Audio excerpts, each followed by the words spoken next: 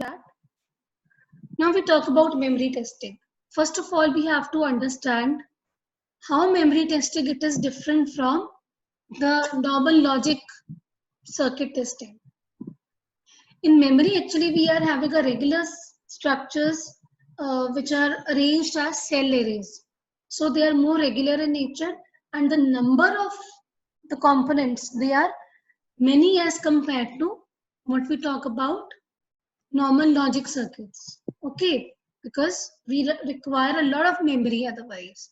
So if we talk about a simple combinational circuit, let's say if a combinational circuit is having n primary inputs, then the testing complexity of that is of the order of 2 raised to power n.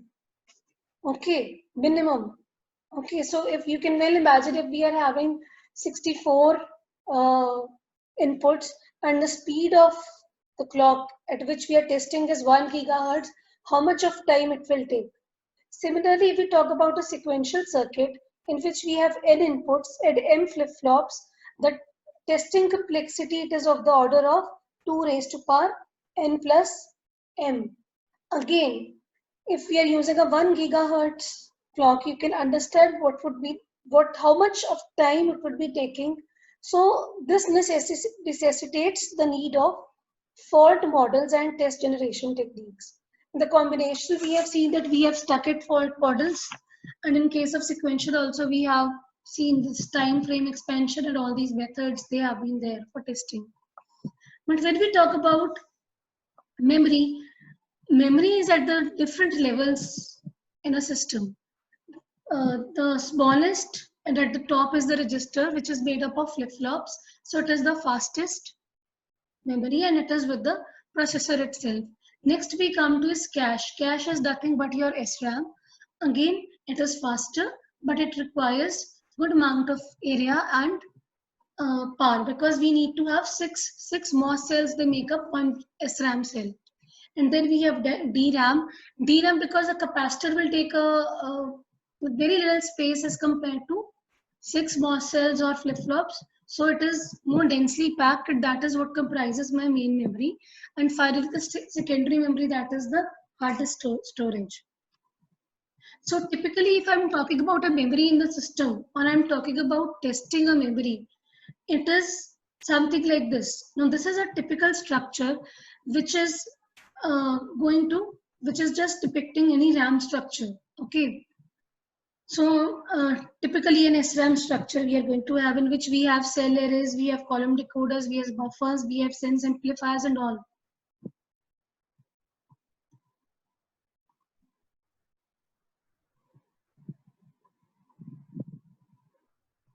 So we have not many components and elements as compared to the normal structure, logic gates. Okay, and moreover it is regular in nature. Memory structure, it is very regular in nature. So with these many components coming up, it is not possible to physically examine or have an exhaustive technique of testing. Okay, that definitely requires that we should be using certain fault models. But again, fault models of the logic structures, they cannot be directly copied to that, because now memory, it is comprising of a cell. Every cell as such may be having some kind of fault. Okay, it is not only about stuck-it faults. So any cell can be having fault in the address line, it can be having in the access line, it can be having the line fault in the sense amplifier, in the cell itself. So there are a number of faults which are coming, and we know that one cell is representing 1 bit of memory. So with these millions of cells coming together, I am assuming that almost every memory chip is going to have one or the other fault. So I cannot afford to just throw away or discard away my memory chips. So definitely we need fault models, but then that fault model is not going to be same as what fault models we are using for the logic circuits. Why? Because here it is more rather than just mimicking, or rather than just getting a physical model of the fault or the physical defect which is responsible. What I expect from my fault model is to at least detect the presence of the fault. Once that fault is detected, I cannot go for the repair, but I can jump that cell and I can put another working cell in that position. So you understand what is the difference? It is a regular structured kind of thing when we talk about memory as compared to the logic gates. So it is not possible that we are going to discard if there is fault, because the potential of faults in DRAM, SRAM, it is much more than that in the logic circuits. Okay, because there are millions of bits stored in the cell structures, each cell structure representing one bit. So we cannot afford to drop a chip, memory chip, just because one cell is in defect. So detection is more important when I am talking about a fault model. So my fault model should be responsible for telling me where my fault is, rather than detecting the fault and trying to rectify that fault. That is not possible in case of that. So more than physical modeling, what is important to me is the logical or the functional modeling of my fault. So that is the major difference. Then we come to this typical structure of RAM. This was just to show your complexity. Here we have the cell arrays, we have the buffers, which you all know we need decoders, buses, but we have sense amplifiers. Now sense amplifiers are nothing but they are the components which are required to sense the logic level. They are just acting like a comparator. Okay, so if logic 1 is there, I have a voltage corresponding to voltage of logic 1 coming as a reference, and the cell which is claiming to have logic 1 or which is being read, that input is given to the other input of this comparator, and they are compared. If it is equal, it means the cell is read to be 1, else if it is less than that, it is telling the cell is read to be 0. Okay, so this is just about that. So memory testing, it becomes a challenge because of the millions of cell components which are there. Next, we require special fault models which need to have abstractions of the errors caused at physical levels, which may be able, which should be able, not maybe, which should be able to detect the presence of a fault. Okay, and it should be simple, it should be low cost. That is very, very important, because we cannot afford to test this so much of memory at a high cost. Okay, so broadly if I see the memory faults, they can be classified as memory cell array faults, address decoder faults, and your peripheral circuit faults. With the example of SRAM, I will try to explain what are these faults. Now, what are memory cell array faults? I know my memory is going to be structured as an array of cells where I can access each cell by a row and by a column. So there it is a possibility that there is a fault in the single cell. Okay, so those faults are known as single cell faults. Okay, typical example is your stuck-at faults. Okay, so your cell value, it is stuck at 1 only, or it is stuck at 0 only. Or next example could be the transition fault, that your cell is not able to transit or change its value from 0 to 1 or from 1 to 0 in a specified time period. Okay, so that is when you are talking about single cell faults. Okay, coming to the coupling faults. Now, when we talk about coupling faults, it means that my one cell, it is going to be, its logic value, it is going to be affected by the neighboring logic cell. So if only one cell is affecting, that is just the cell which is getting affected is called victim, and the cell which is influencing the value of another one, that is called aggressor. So if it is a one-to-one relationship, that one aggressor is there and one victim cell is there, that means there is a single coupling fault. But if one cell is getting influenced by 4 surrounding or 5 surrounding neighboring cells, that is called K coupling fault. So coupling fault, it is due to the presence of another cell in the neighborhood which is changing the value of the victim cell. Okay, and that could be due to a single aggressor cell or multiple aggressor cells. So it can be a single coupling fault or a K coupling fault. Further, my coupling fault that can be, please note down these things because this is not given in your book and either in this presentation. So coupling fault, further it can be classified as a static coupling fault, inversion fault, or idempotent fault. Okay. What is a static coupling fault? Static coupling fault is when the aggressor cell is going to influence the victim cell for a particular pattern, particular logic value only. Let's say that whenever my aggressor cell is going to have the value 0, it is going to put my victim cell also as 0. So that is static. It is static because whenever a logic value 0 is going to come on the aggressor, that is going to put that the victim as 0. So it is fixed that okay, for 0 value only the fault is occurring. When the logic is 1, it is not going to occur. So that is there. Next is inversion coupling fault. Inversion coupling fault is again when my aggressor is having its value 0 and it is changing my logic cell of the victim to 1. That is, it is complementing the value, okay, of my victim cell. Whatever is the victim cell value, it is going to complement that value. It is going to invert that value. That is what your inversion coupling is. And finally, we have idempotent coupling. In this case, the transition at the aggressor cell, that is going to influence the value at your victim cell. That is, whenever the value at the aggressor is changing from 0 to 1 or from 1 to 0, correspondingly it is also going to change the value of your victim cell from 1 to 0 or 0 to 1, either ways. So this was a broad classification of your coupling faults. Next we come to is what is address decoder fault.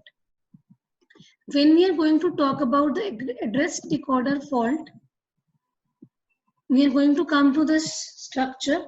Now we have a row decoder and we have a column decoder. So we are going to decode any address by reading the column cell value and the read cell value. So if these lines which are reading my columns and my rows, if they are having some problem, even though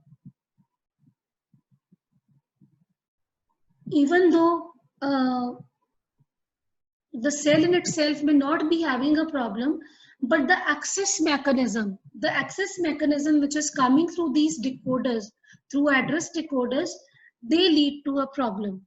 So according to this, 4 kinds of faults can be there, functional faults can be there. First is no cell is accessed at the given address. Okay, so in case of address decoder,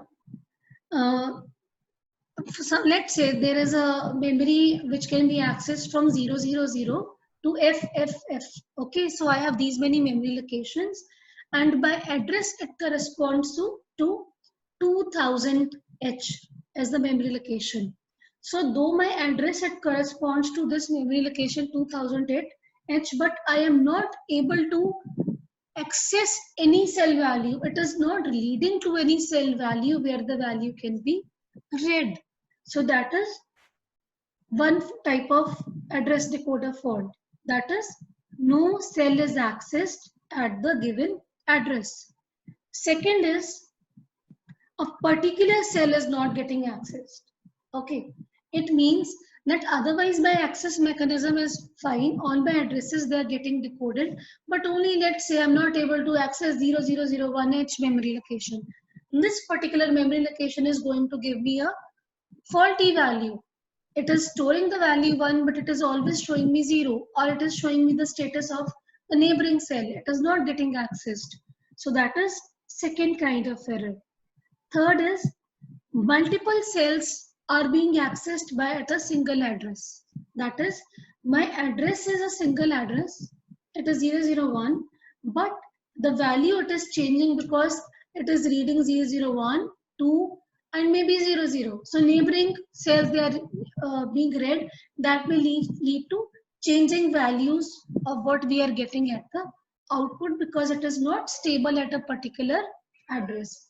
And the last type of address decoder fault can be that if the same cell is being accessed by using the number of addresses, let's say 3 addresses, they are mapped to a single cell. Okay, so these can be due to the problems in the word line or the address decoder line. So that can be one problem. Last type of fault is peripheral circuit fault. Now, what is peripheral circuit fault? Typical example is stuck open fault line. Okay, that is my word line, the line from which I'm reading the word. Okay, I'm not talking about a cell, but about the word. So that line is broken. So though my cell is having the value right, my address mechanism is right, but my peripheral of the memory, which is going to give the word value, there some line is broken, some connection is broken, it is stuck open or stuck short. That is typical example of a peripheral circuit fault. Okay, so these are the broad classifications of the memory faults, and all the examples I have given are for the SRAM typically. Okay, I hope we are clear with this. This is not covered in your Bushnell book, so you should have noted it down, or you can listen to this lecture again. Further, my faults, they can be classified as permanent faults or they can be non-permanent in nature.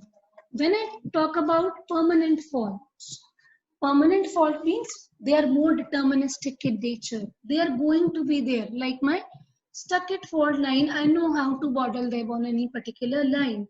I know a coupling fault occurring between two lines. So I know there is a particular model which is existing for them. They are more deterministic in nature.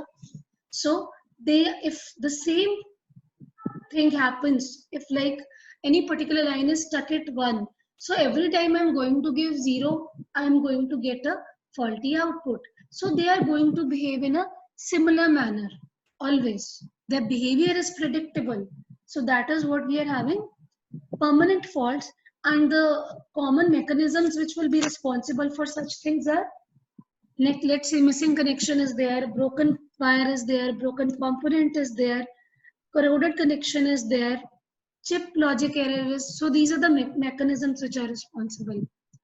Whereas the non-permanent faults are what? Non-permanent faults are the ones which are random in nature, which are not deterministic. They are not having any well-defined nature. They may or they may not occur. Okay, at one instance, I am going to get the correct value, but at another instance, I may have the error coming up. So they are not structured, they are not predictable. Okay, they are random in nature. So they are also called as hard faults because they are difficult to detect because of their non-permanency or their random nature. Further, non-permanent faults, they can be classified as transient and intermittent faults. What are transient faults? Transient faults are all the faults which are going to be leading from 0 to 1, 1 to 0, wherever the transition is going to be there. Whereas intermittent faults are the faults in which the logic level is going to be changed. Okay, there is no transition, but they are not going to give me the deterministic or the actual logic value. For example, due to a loose connection, or due to the glitches occurring due to hazards and races, or maybe due to the presence of noise signal. So those may be responsible for intermittent faults. Okay. Whereas transient faults may be, for example, buildup of electrostatic charge. Okay. So these are the broad classifications of what my fault is going to be in the memory. Now, as I told you, my memory faults, they are based on different fault models than those for the logical circuits, which we have already covered. Typically, I can classify my fault models for the memory to be at different levels of abstraction. Okay, so each of this, they are going to represent my levels of abstraction of memory also. First, we talk about the behavioral level. Behavioral level is just like your black box. My memory is acting as a black box. I'm just concerned with the input going and the output coming. Inside functionality, we are not going to go to that level. So it is also called your black box modeling. So definitely this is very, very easy, simple as compared to other levels, and it is at the highest level of abstraction. Next we come to is functional level. When I talk about functional level, that means it is called the gray level modeling, there, or the gray box modeling, because here we are dealing with the functionality. Okay, what is the relationship between input and output and how the function is carried out? It is a logical function, it is arithmetic, it is depending upon some unit. So what is the functionality? We are focusing on that rather than the physical model. Then we come to is the logical modeling. Logical modeling, it is good in the sense because it is independent uh, of the technology, whether it is a CMOS, TTL or whatever. So it is more at the gate level or the component level, I can say. So it is good in that sense, but it is not always possible to put my logical I cannot map the logical to a physical phenomena responsible for that. And moreover, it is dealing with the transistors and parasitics, which is inadequate actually to model all the memory faults. Then we come to is electrical. Electrical, we know, we all understand it is in the terms of RC and the parasitics which are there. So it is very, very expensive, very, very elaborate. It is very close to the physical defects which are responsible. So mapping is very easy, but as a memory tester or programmer, it is very, very difficult and expensive to go for such technique. And finally, it is geometrical. Geometrical is meant on your layout technique, that is your typical layout, how your transistor is laid down, what is the lambda variations, again very close to the physical defects which are occurring, but it is not possible at the memory level to go that down, so it is again not used. So of all these, what is preferred is your functional model for testing of the memory, and algorithm what we are going to do next is based on functional model. So this is the detailed functional model which is used. What are the advantages of functional model? If anybody can recollect from the comparison of all the models. Yes, anybody? Okay, I'll only tell. Functional model, first thing, it makes your model independent of the technology.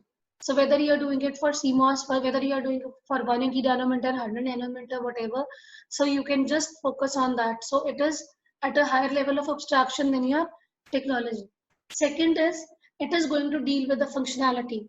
And in that, when we are talking about a memory, we are concerned with the functionality. There is an address mechanism where a row is there, a column is there, and together they are going to give me address. So either I have to read from that particular cell or write. So that simplifies the process a lot. Okay. So this is the detailed this description of your you can say the functional model. The detail of this model you can find out in your Bushnell. Okay, chapter 9. They will just tell you where whenever the address is coming, the lower order bits, they are going to operate the column, that is this address line. The lower order bits, they are going to be used for the column decoding, and whereas the higher order bit from the address, it is going to be used for the row decoding, and together they are going to access any particular cell. Further, if my operation is a read operation, It means I have to make use of I have to read the value, so I have to make use of these sense amplifiers. So sense amplifier, they already have an input for the reference voltage level for logic 1 and for logic 0. So when I'm reading the cell, it is going to compare the logic voltage which is coming from the cell. If it is equal to 1, it means it is read as 1. If it is equal to the voltage level of logic 0, it means the values have to be 0. Okay, so capacitors, they are responsible for holding the charge in case of DRAM here. And then we have your write mechanism. When we are talking about write mechanism, we need not use the sense amplifier. This write driver is made use. We are going to enable this read or write operation from this. Okay, whatever data has to be written, that is fed in the data register, and that is given to the write driver. And the particular cell which is being accessed, the value is written as 0 and 1 to that particular value, a particular cell. Okay, so this is the broad mechanism. Now this functional model can be used for SRAM, DRAM and ROM, EEPROM. With the only difference that when we are talking about SRAM, this refresh logic is not going to be there. This H block is not going to be there for SRAM. Okay, so this is the basis of what March test we are going to use, and this is the basis of all the other tests which we are using normally in today's scenario for memory testing.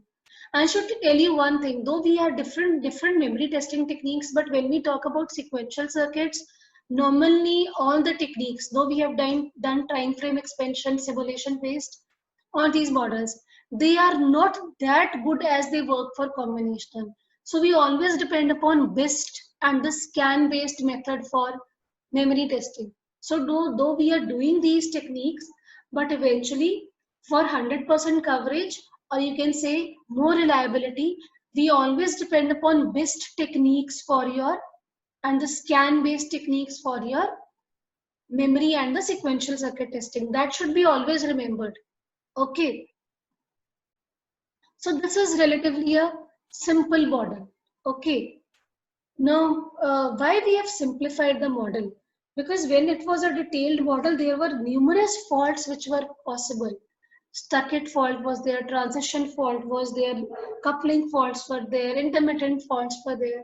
So modeling for all was very difficult because too many models had to be used. Okay, that was again time consuming. So that was simplified to a simple model where we are just using an address mechanism, decoding mechanism, accessing the cell and understanding the read and the write logic for that. So based on that, we had the reduced functional faults, which could be classified as stuck-it fault, transition fault, coupling fault, and the neighboring pattern sensitive fault. Sorry, it is NPSF. So it is neighboring pattern sensitive fault. Okay. So this is the basis of the model which we are going to use further. So broadly, our memory tests, they would be classified as ad hoc test, March test, or the fault primitive based test. Now what is ad hoc? Ad hoc, when I say ad hoc, means something which is not permanent in nature. Okay, which is temporary in nature. So most of these ad hoc techniques, they are ones which are coming from the learning and experience of the designer, you can say. Okay, so they are not well structured. So they are not well structured. Okay, they are temporary in nature. It can be more of experience based, you can say, understanding of what kind of fault may be occurring. Okay, then we come to is the March test. March test was one of the most popular thing which came about memory testing. So MATS and MATS plus, they were different enhancements to this algorithm. So this is based on the simple functional model. They are the notations. In this we are using, you can say, transition approach from one state to another. Okay. So your Moreover, it's not exactly the state machine approach, but still very similar to the state transition approach, which is used for modeling all the faults. So a particular notation has to be defined for this. And this is the one which is the basis of uh, memory testing, which came into market in a big way. So it was a big step towards the evolution of memory testing in the industry. Okay. And finally, we come to is fault primitive based test. In this, we model all the faults in the terms of fault primitives, and fault arrays are built. So it is a little more complex than March test. And we are going to do is March test. So March test